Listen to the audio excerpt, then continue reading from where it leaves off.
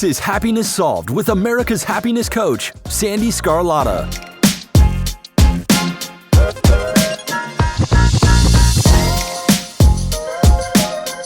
Hello, everyone, and welcome to today's episode. I am so happy you're here. So I recently had an amazing opportunity to talk about this topic on live TV. And I think that it's a timely thing to start my podcast with. And it's basically reset and de-stress. So, stress is still a huge factor in today's world. And it is such a major problem that is affecting people both mentally and physically. According to the American Psychological Association, stress affects all systems of the body. That's right. Every major system of our body, it can be affected by stress. Now, WebMD reported that 43% of all adults suffer adverse health effects from stress, like high blood pressure, skin conditions, depression, and anxiety. And 75 to 90% of all doctor's office visits are for stress-related ailments and complaints. That number is staggering. So I always like to say, at any time during the day, you can press the reset button, right? And reset your day, just like you reboot your computer when it's not functioning properly. So here are my 5 tips to reset your day and help you reduce stress. Step 1 is exercise, right? Exercise is going to raise your endorphins. It's going to get your heart rate up, and that is going to help you reduce your stress. So take a walk in nature, dance to your favorite music, ride a bike, anything that you enjoy doing is going to help reduce your stress. Step 2, gratitude. Every day when you wake up, make a list of everything you have to be grateful for. And at any time during the day when you need to reset your day, focus on your blessings and feel its loving embrace. You will be amazed at how quickly you will feel better. Tip 3, deep breathing. All you need to do is take 10 slow, deep breaths in through your nose and out through your mouth. Okay? This is also an amazing way to reduce your anxiety. Tip number 4, grounding or earthing. So this just simply means taking off your shoes outside and feeling the grass or the earth beneath your feet, right? This is energizing and balancing for your emotions. So imagine yourself walking on the beach, if you've ever experienced that, right? The sun's shining, you've got a breeze blowing, you hear the sound of the ocean, but what's really happening is that your feet are touching the earth. That's why it feels so great. So just take off your shoes and walk on the grass. You don't have to go to the beach. And the last step, number 5, is trust. Learn to trust that everything is going to work out exactly as it's supposed to, right? It always does. And I always like to add to that, if you can control a situation, then there's nothing to worry about because you have control over it. If you can't control a situation, then there's no need to worry about it because it's something that is completely out of your control. So I hope you enjoyed these tips, and I hope you enjoyed today's episode. So before I introduce my guest, I want you to take just a minute and think about everything that you have to be grateful for. As I've shared before, gratitude is the quickest way to shift your mood and raise your energy levels from maybe negative to positive, right?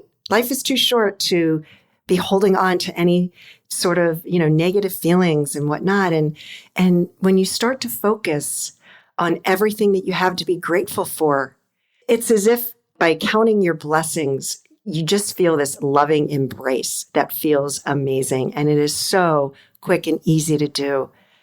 So I'm grateful for, number 1, my health. Number 2, I have a healthy and happy, thriving college student, my one and only son.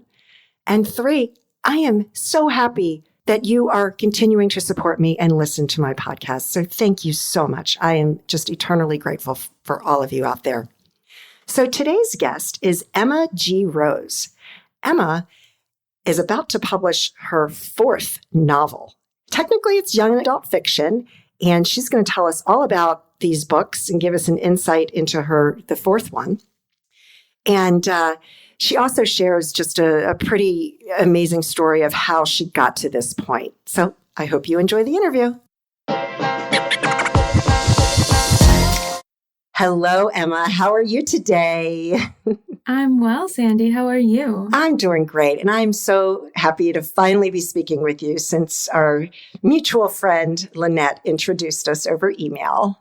Lynette's very good at introducing people who need to know each other. So I'm sure this is going to be a great conversation. Yes. So thank you so much for being here today. So I honestly, this is the case with most of my interviews. I don't do a whole lot of research beforehand because I want there to be this spontaneity. Because if I know everything about you, then it's not, there's no surprise for me in it. And I like that. I love surprises. So what got you to this point where you are today? So, well, let me start with where am I today? At this moment, I am standing in my house in Hamden, Maine, which is the middle of Maine, probably a part that most people have never been to. And I have a book launch coming up for my third novel. Incredible. Thank you. It is the fourth book published by my publishing house, which I founded myself, Imperative Press Books. So I am quite literally living the dream of my 10-year-old self, except that I didn't even realize some of this was possible when I was 10 years old. So you've always wanted to be a writer?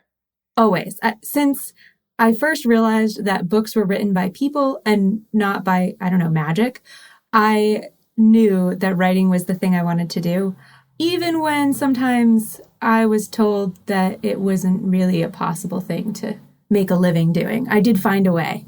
That's incredible, actually, because it is as somebody who's written 2 books, it's very difficult. You don't make money on your books. It's hard. Right. And that's my secret is I don't make money on my books. Pretty much everything that's made, in fact, everything that I've made from books so far, except for the fundraising anthology, everything else, the money has gone directly back into more books. But I'm also a freelance writer for other people. And so I write blog posts and web content and all that fun stuff for companies. And so I make money there and then I can spend it on doing this thing that I'm really excited about, which is to write books and to talk to people and to go into schools and talk to kids and, teens.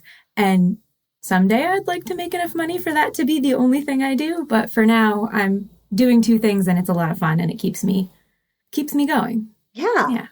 Well, yeah. And I know that there's a big industry out there for content writing. Mm-hmm. And I looked into it about a year or so ago, but my life just shifted in a different direction than that. But that's really great. I mean, if you can be a full-time writer, that's amazing because there's definitely a market for it. That's for sure. There is. And it really is. It's the dream. I don't think at 10 years old, I couldn't have planned this, right? I couldn't have said that this is what I'd be doing. But if I could go back and talk to myself as a child and say, hey, guess what you're going to do? I would just be ecstatic. So I think that's the best anyone can hope for is that you make your 10-year-old self proud. Oh, for sure. And you know what? The thing is that, what's life worth if you can't be doing what you really want to do? Exactly. And now with the internet, that just gives writers even more of an opportunity. Yes. Yeah. There's a huge opportunity to get in front of people and to find your people. I think that I'm a big advocate of independent publishing. I call it independent publishing, not self-publishing, because I really want to stress the independent portion of this. But I'm a big advocate for it because I don't think you necessarily need to be a New York Times bestseller to be the best writer that you can be. And I think that everybody has people out there in the world, whether they've met them yet or not, who are just going to be ecstatic to read your work. So I want people, as many people as can, to write their stories, to get them out into the world, and to find those people who are going to say, oh my gosh, someone thinks like me. You changed the way I think, or you showed me the world in a different way. Like that's amazing. And it happens even if you only have a few readers to start with. That's exactly right. And my intention with the book that I was released earlier this year was just that. If I can just change the way they're thinking one person at a time, that's all that matters to me. Yeah. Yeah, that's great. Well, I want to get to your books, but first, you mentioned right before we started the interview that you have your origin story, and I'd love to hear it. Okay. So this is fair warning to listeners. This is there's some real sad topics that I'm going to touch on here, but I promise it gets better as life does. So I'd always wanted to be a writer my entire life. It was all I ever wanted. And of course, when it was time to go off to college, everybody went, yeah, but how are you going to make money? So I went to journalism school and I learned lots of things there and interned for the big paper here in my state. And it was a great experience, but quickly realized journalism probably wasn't where I wanted to hang out. I liked to tell stories. I liked to learn about people, to ask them questions, but some of the trappings of journalism were not for me. I don't like politics. I don't like confrontation. So there was a lot that I had to do that was not in my comfort zone and just not in my zone of genius, as they say. So I went out to find something else to do. And the same time that I graduated, the same year that I graduated, we had a family tragedy. My 17-year-old cousin died by suicide. And nothing puts your life in perspective like losing someone young in a traumatic way. Exactly. It just changed everything for everyone in my family. But I think for me, I was at this kind of turning point in my life where I was graduating from school. I had plans later that year to move to literally the other side of the planet, which I did. And so I was suddenly in Japan, kind of by myself. I was married at the time, but my husband was stationed overseas and in the Navy. So he was, off on a boat somewhere. And I was by myself in this apartment in Japan. And I did the only thing I knew how to do to cope with this situation, which was to write. It's always been my coping mechanism. If you go down into my basement to this day, there's boxes and boxes of old journals because that's how I talk to myself. That's how I know what I'm thinking, how I know what I'm feeling. I write it down and then I say, oh, that's what I meant. So, well, it's very healthy. It's a very healthy coping mechanism. I think so. I mean, there's lots of worse things I could do than Absolutely. write stories about how I'm feeling. Absolutely. So I started writing this story kind of by accident, as these things often start. I was laying on the floor of my apartment reading a Terry Pratchett novel, and all of a sudden I had these two people arguing in my head. And I know that when that happens, I have to write them down so that they'll stop bothering me so that I can do what I'm trying to accomplish at the time. And in this case, it was two teenagers arguing about whether or not they were dead. Yeah. Do you know where that came from? I have no idea. I think death was on my mind. Death is a big character in many of Terry Pratchett's novels, though not in the one I happen to be reading at the moment. So I'm not sure. But they had this snarky teenage, kind of picking on each other while dealing with something really serious, but making jokes. And so I wrote down this couple of pages of text and I kept coming back to them over the next few days and months and eventually years. I kept coming back to these characters and I eventually wrote them a whole story. And in that story, spoiler alert, it's not really a spoiler, it's in the first chapter, they die and they go on a journey through the afterlife. And writing this was exactly what I needed because I created a space for my cousin to live in, for everyone I've ever lost to live in. And I kind of put them there in this place that had its own challenges, but it still existed in my mind. And I wrote this whole novel, and then I put it away because it was scary. And so... Well, yeah. I mean, anytime you write anything, it's, the self-doubt just takes over if you let it, right? I mean, yes. Yeah. And I'd never been published except for in newspapers, as a journalist. I had never had a short story accepted anywhere. I just never kind of stepped into that world. So I had this novel that was deeply personal and very much, I wrote my cousin into the story. I wrote other family members and friends into the story who we had lost. And I thought, oh gosh, how could I ever share this with anyone?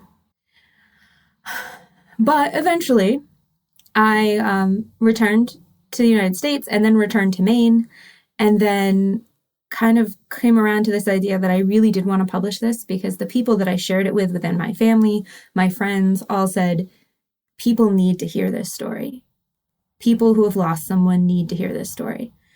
And I heard several of my family members say it made me feel better to know that there was a place that I could kind of take these people that I had lost and put them in this place, and I could imagine them existing there. And, you know, their story wasn't over. It was just happening somewhere else. So I thought, if that's making my family feel better, maybe it can help other people feel better too. Right. So I started doing the traditional publishing route, sending out query letters, writing the terrifying synopsis where you take your entire novel and then you squish it down into a single page that's supposed to be compelling and interesting and also convey the whole story. Exactly. and your writing style. Don't forget your writing style. And if it's funny, it has to be funny. And it's supposed to give things away, but not too much. Yeah. So I did that. And yeah, I've been down that road too. It's exhausting. It's an exhausting road. And the thing about that road is, like everyone, the people who are publishing, the agents who you're querying, they're in business, right? And they only have so much time and energy, and they can only invest that time and energy in so many places. So if your book is not what seems to be trending, it's not kind of what they're looking for at the time, it's probably not going to get picked up. And it can be the best book. I mean, it can be beautiful. It can be this work of art. And it doesn't matter because it's not what they're looking for at that moment. Exactly. And that's a thing that's, you know, we talk about that a lot. I try to talk about it a lot when I talk to independent publishers and independent authors or people who are considering being an independent author. This isn't a failure. It's a choice. And my choice was to get this book into the hands of the people who needed it in any way I could. So for me, that meant I wasn't going to keep querying for years. I needed to find a new path. Of course, I didn't know what that path was. And that's where Lynette comes into this story, who happens to be the woman who introduced us. So Lynette, I had met her at a business event. She was a speaker talking about managing your time and figuring out like where you want to spend your life energy and focus. And I really liked her, immediately resonated with her. So I was going through a really rough time. I was getting divorced. Well, had just gotten divorced, had moved back to Maine. That felt like a retreat, you know, moving back with your family after you'd been all these other places. I didn't really know what I was doing with myself.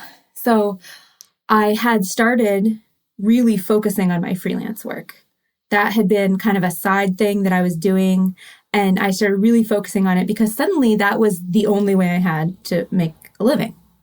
So I called Lynette and said, hey, I want to talk about you being my business coach and like, how does this work? So we talked, and somehow during that 40-minute conversation, she pulled out of me very lovingly this book and my terror that it would never be seen by other humans, but also my terror that it would be seen by other humans. And what was I going to do? So basically she said, I will work with you on your business, but we're working on the book thing too, because that's what you really want. And I was like, oh gosh, this is terrifying. Okay. And she helped me all the way through publishing that first book, guided me along the way, helped me figure out what I was doing. And, you know, kind of talked me down from the ledge every time I decided I was just going to quit and, you know, not do this. So I published the first book.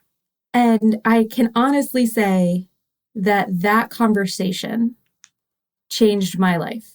It changed where I was going. Because I think without someone to say, Emma, just do this. It's okay. You can do this. I don't know that I ever would have published. I don't know that I ever would have got up the courage and knocked down all of the barriers I needed to knock down. Many of them, most of them, let's be honest, in my own head, that I needed to knock down to be able to do this. And the payoff is that I get to write stories and share them with people. And everybody wants to talk about how many books have you sold and are you making a living and all of that stuff. And I don't care about any of that, really. Like, obviously, I want to sell books. That's great. But the thing that I do this for, the reason that I'm here doing this, is every once in a while, I'll get out of the blue on Instagram or on Facebook or Twitter, like wherever people can find me, I'll get a message that says something to the effect of, I read your book and I'm different now. It changed the way I think, or it made me feel seen, or I now believe I can write a book. I now feel better about this loss. I now feel like there's a way forward. Like, these are fiction stories, they're novels. This isn't self-help. And I don't know that I would ever write a self-help book. I might, I don't know. But these are stories, and they're changing people, and they're helping people. And back to that 10-year-old kid that I was, if I had told her, you will write stories, and people will come to you and say, thank you for writing this, you changed my life. There's no other better reward than to hear that. That's incredible. Yeah. Congratulations. Yeah. Thank you. Well, and I wanted my first book as a novel, and I wanted to help teenagers. Mm-hmm. And I was like, well, they're not going to read a self-help book or self-improvement book. So that's what I did. I wrote a story where I was coaching these teens, but they just didn't know it. Mm-hmm. So it sounds like yours is a similar, piece of work as well, where people are able to learn from it. But you know what? It's like that with any story, but it sounds like you go on a little bit deeper level. So let's talk about that first book. So what is it called? Nothing's Ever Lost. Nothing's Ever Lost. I love it. What a great title. So give us the synopsis of that. Nothing's Ever Lost is the story of teenage best friends, Jack and Anna, who die in a car accident and set out on an adventure through the afterlife. Along the way, they meet all kinds of people, most of whom are dead, and discover things about each other and about their friendship that they didn't necessarily know before. And that's all I can tell you, because if I tell you anything else, it will spoil the story. Exactly. No, that's okay. All right. So your second book, what is that? The second book is an interesting departure. Near Life Experience is the story of a first responder named Eric, who is trying to save a little boy and almost dies himself, has a fleeting encounter with the personification of death, the Grim Reaper, if you will, and is left with a sort of magical ability that is completely disrupting his life and also disrupting Death's work. And Death is not happy about this. And he kind of takes Eric on a quest to figure out what is going on. Along the way, Eric ends up befriending a different young boy who he has to help on his journey. Nice. That sounds really cool too. I love this. I'm going to have to pick these up. And your third book. The third book is Assembling Ella. That's the one that just came out in July. And it is the story of a teen artist who works her way through a family tragedy with art and a little help from her friends. And one of her friends is an Anorai, a dream creature whose job it is to take care of our dreams and make sure they run appropriately. His name is Phi Tao, and he kind of goes rogue in his attempts to help, which soon become problematic and may cause more issues than they solve. Wow. I mean, you've got an incredible imagination. Yeah, that's the word. Well, I mean, that's great. I mean, they all sound like, just from the titles, are types of self-improvement books in some sort of way. Like it would help people in overcoming certain things. I hope so. Nothing's Ever Lost is a very personal sort of story to me because it's kind of grief in all its dimensions. You see Jack and Anna kind of grieving the lives that they lost. You see glimpses of their siblings dealing now with life immediately after the death of their loved one. And you see, a few other glimpses into other people's lives. And it's really kind of the immediate aftermath of someone died, now what? Right. In near life experience, it's kind of exploring that feeling of, I wish I could save everyone. I wish there was a way I could make this not happen. And I had a first responder reach out to me and say, I feel that way. I wish I could save everyone. And it feels like a failure when I don't. And I read this book and realized maybe it wasn't a failure. I'm just doing the best I can. Wow. I know that one. Wow. Okay. And then Assembling Ella is the book I needed to write now because it's been 13 years since my cousin died. And this book is about dealing with grief over the long term. So one of the things that my brother is much younger than me. So when my cousin died, my brother was only 11, I think. So we were told by one of his teachers, who happened to also be a grief professional, that he would grieve as he grew.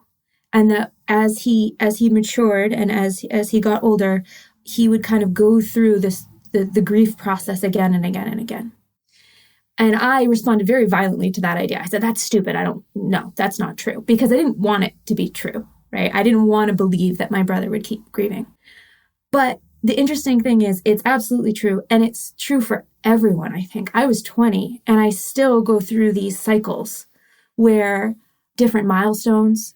Interestingly, or I guess almost ironically, when my first book came out and my family was gathered for my book launch event, I remember thinking, I wish Nikki was here. Which is kind of funny because I don't know if I ever would have published if he was here, So it was such an odd feeling. And Assembling Ella is kind of about dealing with that feeling, especially if you're surrounded by people who don't understand. My family has been very understanding, but I've run into a lot of people whose families have not been, whose friends have not been. I've talked to people who are like, why are you still upset? That was so long ago. Or who, on the other side of the spectrum, like, don't want to bring it up, don't want to mention something to me because they're worried that it'll upset me. And, mentioning it doesn't remind me he died. I know he died. You remind me he lived when you talk about him. Right. Well, what I can say about that is that for somebody who's never experienced that type of trauma, tragedy, right? They don't understand it.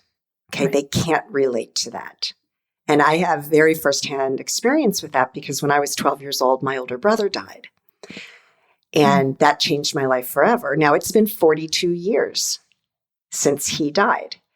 And he died on September 30th, 1978. And it took me many years to realize that around that time of the year, every year, I start getting very emotional. And it dawned on me, I was probably in my 40s when I realized this. It's like, oh, it's the muscle memory. Like your body does not forget ever. Mm-hmm. It never forgets. And just one more thing to throw in there. My husband, fortunately, has never dealt with a very close loved one that has passed except for his father. And his father was, I believe, 76, 77. And while that doesn't make it any easier, I think because he was ill and you knew it was going to happen, right? So he does not understand, what that's like. Yeah. And I hope he never has to find out, right? Right. Yeah. I live in hope that no one will ever understand this. Like, exactly. It would be great if I talked about this and people were like, what are you talking about? That's never happened to me. Like, awesome. I hope it doesn't. It's incredible. If people can get through their life and into their elder years and not have to bury a child or, a young person or anything like that, that would be amazing. Yeah. Yeah, that really would be. Wow. Well, that's really incredible. Now, you also have a podcast. Yes. To completely switch topics. Yes. I do have a podcast. It's the Indie Book Talk podcast, where we talk about all things indie publishing, or the expanding universe of indie books, as I say on the podcast. And I started it with a friend from my writing group, one of my many writing groups that I've been in. So it's interesting because she's been published in some anthologies, but she hasn't published her own book yet. We're working on her. Maybe by the time this goes live, it will have happened because we're nudging. But we talk about all things indie. We've talked to writers of fiction and nonfiction, though mostly fiction. We've talked to comic book authors and basically anyone who's kind of operating outside that traditional publishing format. One of our most listened to episodes was with Lisa Reagan, who has done a epic number of thriller books. And she's kind of what we call a hybrid publisher. So she's published, some of her books are published through like a small press, and some of them are published more independently, and some of them are published in another, like, so she's got all these different ways of publishing based on which book she's working on and which series. So yeah, the podcast is fun. It's been a new adventure. It's secretly an excuse to just pick people's brains about what they've learned about indie publishing. You're so brilliant. Yes, it's secret. Don't tell anyone. That's awesome. And then you also have your own independent publishing company. I do. Now, do you publish anybody else? Well, okay. That's a tricky question, believe it or not. So we have yet to publish a novel by another author, though I'm open to the possibility if the right novel comes along. What we did do is during the pandemic, I got very upset, as many of us did, and I thought, how can I help? I am a writer. I'm not a doctor, not a medical professional of any sort. I can't do anything that seems immediately helpful right now. And so this was one of those something just hits you upside the head sort of ideas. I was literally like on my knees in my father's fish room, because he has fish, and I was helping him to change out water tanks, and I was holding the hose so that the water goes into the water tank. And I just had this idea that like I almost spilled water on the floor because it just hit me so hard. Like, oh, this is amazing. Let's do this. And the idea was, let's put together an anthology of writing by Maine authors writing during the pandemic. And we'll call it Paul Bunyan Wears a Facemask. And because that's a Maine thing. Paul Bunyan's, we're one of the many states that claim Paul Bunyan. And if you go into Bangor, which is like the next town over from me, there's this big Paul Bunyan statue with the axe and the whole thing. So we're going to call it Paul Bunyan Wears a Facemask. It's going to be a fundraising anthology. I will put it together, print it, edit it, do everything we need to do to get it out, just like I do for my own books. And we'll sell it. And then all of the profits can go to a charity. And in about 10 seconds, I thought of, the United Way. Because they do everything and they're super connected. And I know the woman who is the executive director there. So I was like, okay, we're going to do this. And we did. And I wrote up the call to action in like half an hour as soon as we were done, and I put the bucket down. I ran in the house and I did that. And like then had to do that thing where you sit back and go, is anyone going to care? Like, is anyone going to want to engage in this ridiculous experiment with me? And it turned out people did, because we got immediately, like within an hour, I had emails from authors sending me their work. And so we ended up with 30 some odd pieces by 30 some odd people, ranging in age from 10 years old to the oldest person we know of was 70 something. And we had stories, poems, essays, and we put it together in this book, and we sold hundreds of copies, and I got to write a big check and actually make, the big check that they do when you give it to the charity and they do the photo op. So there's a picture of my mom handing the big check to the United Way, because she's my business manager. I love it. Yeah. Wow. So that's the only other book we've published, but I thought it was a good start. And I'm open to the right opportunity when it comes along for who else we can support in publishing their work. That's incredible. And I know that feeling because I had it too, of what can I do to help? How can I help people? Mm-hmm. Yeah. Because I think so many of us just felt so helpless. Yeah. Yeah, and sure. I'm not good at that feeling. I want to do something. Right. Exactly. You're right. Exactly. Now, do you have a website where people can find your work? I do. I have two websites. I have emmagauthor.com, which is more, the authory side about me. There's like lists of my favorite songs and, that sort of thing. And then there's imperativepressbooks.com, which is the publishing house, which is also me. I write all of it. So it's all the same. But depending on which side you're more interested in, the podcast information is on imperativepressbooks.com. So that's there. And then the more personal stuff about my books and who I am, like if you want me to come to your school and talk to kids or come to your organization, that's all on emmagauthor.com. That's great. And I think that there's definitely the topics, there could be a real, reaching out to the schools. Yes. And now, people are now with most of the school systems are used to doing things remotely. Yeah. So you could easily not have to leave the comfort of your own home and give a talk to some schools. Well, I have done a few virtual talks, but I have to tell you, the in-person talks are my favorite. Of and course. I love to travel. So, I went to Florida, and I was going to be in Florida anyway. And so I reached out to Flagler College and said, hey, would you like me to come talk? And the creative writing teacher there was like, yes, please. And so I went and did a presentation there. So I love going places. And, I go to independent bookstores and schools, and I'm going to speak with a teachers association here in Maine. So I love all of that stuff. It's my favorite part because it gets me to have personal connection with the people. Right. And turning grief into connection is kind of what I do. That's amazing. I love it. So, Emma, is there anything else that you want to share with the audience that we haven't touched on today? I will give you a sneak peek at my next book. Let's do that. No, I haven't really told much of anybody about this. So in Assembling Ella, there's a character named Owen, and Owen has a mysterious something going on with him. You're not sure what. But my next book is going to be Owen's story about discovering his diagnosis and what happens next. Wow. How old is Owen? He is 17. 17. And what's the general age of most of your characters? Most of my characters are 17 to 21. Okay, great. Now, is that still considered young adult fiction?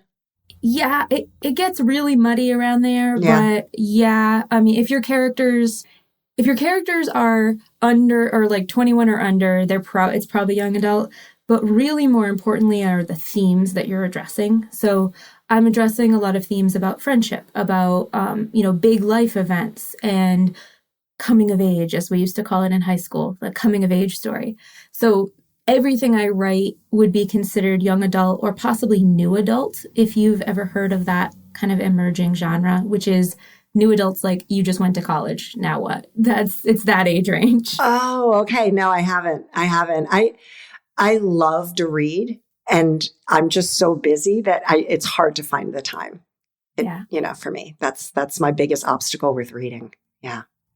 Well, Emma, it has been such a pleasure getting to know you and hearing your story and all about your books. And they just sound absolutely incredible. So thank you so much for being on today. I really appreciate it. Thank you for having me. I'm always excited to talk about books. Yay. All right, Emma, you take care. And I think I'll be seeing you sometime in the near future. Yeah. All right. Take care. Bye-bye. Emma G. Rose was such an interesting person to speak with. I hope you enjoyed it as well. And her books just sound really, really interesting and certainly very helpful for anyone who is experiencing any sort of grief and loss. So check her out. And thank you so much for joining me today. You can check me out at sandeescarlotta.com. My book, Happiness Solved, Climbing 100 Steps, is available on Amazon and Barnes & Noble. And please follow me on Instagram and Facebook at Coach Sandee Scarlotta. And as always, I hope that you and your family stay safe and healthy and that your lives are filled with peace, joy, happiness, and an abundance of gratitude. Take care, everyone.